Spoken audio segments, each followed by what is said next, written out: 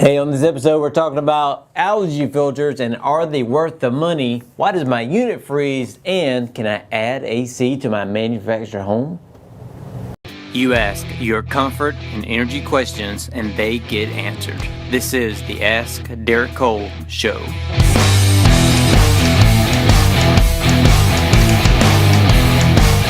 Are the Allergy Air Furnace filters worth the extra money? I know the answer to this question, but it really, I hate to say it, but it kind of depends on what you have at your house and what the situation is. The better filter is helping, but you can go a little too far and get too good of a filter, and then you have an airflow problem, which will cause the unit to freeze and cause some of the issues. So it kind of depends on your situation. When our techs go out to the house, they can recommend what's better for you. But I would, yes, you need a better filter than the 69-cent Home Depot see-through filter. I mean, if you can lay it on your table, take salt, pour it over it, and the salt gets through, that's not a good filter. That makes sense? Because you're trying, the big filter is stopping, or the cheap filter is stopping things like sandwiches and chickens and any kind of furry pets from coming through, but it's not stopping the small particles that you need to be stopping. And that is 98% of your problem is the small ones, not the big ones.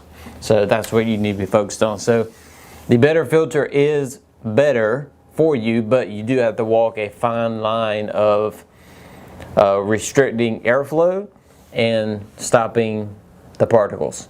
Now there are air cleaners on the market. They can handle both. We have them, but you just have to be careful about not. I'll tell you a good sign.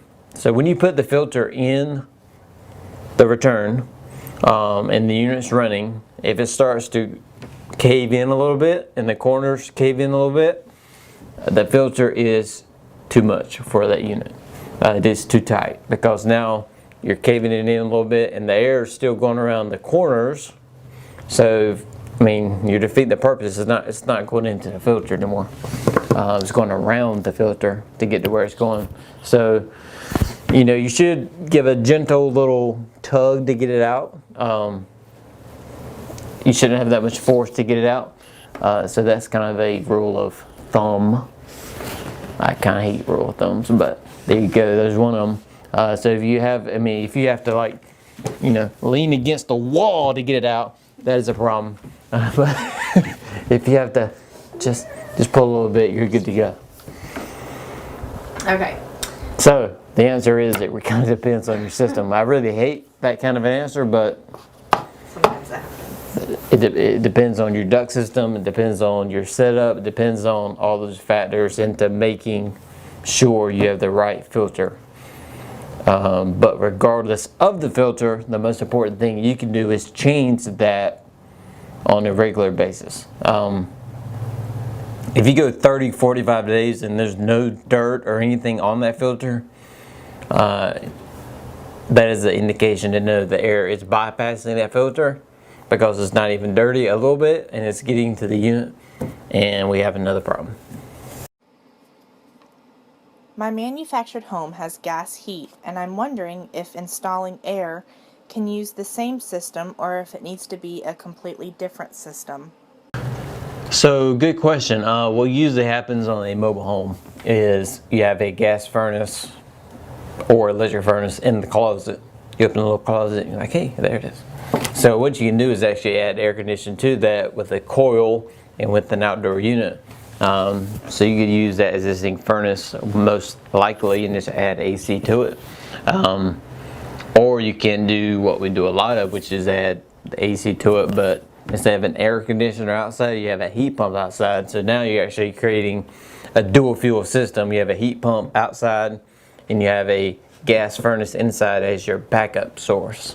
So instead of electricity, you're using gas as backup. So it's really the best of both worlds. So yes, you can add AC, I would go ahead and kick it up a little bit more and make it dual fuel. Is that mainly for here in in North Carolina where we're at, or is that in general? Because I know the person that asked that question lives in Wyoming. You don't see too many gas furnaces here. You see a lot of electric furnaces, but it should be the same in Wyoming. Okay, I was just curious. If it's the same kind of manufactured home. You say we use more heat pumps here than Yeah, I mean, we run into a few of gas furnaces in the mobile homes. It's just kind of rare for this part of the area, country, state, to run into a gas furnace on a mobile home. But it does happen.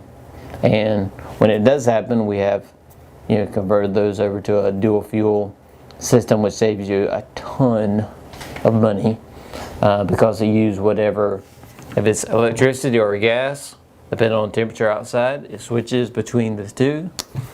So it's really efficient as to using the best source of heat for what the weather calls for. So if you have a 50-degree day in Wyoming, you will use heat pump heat.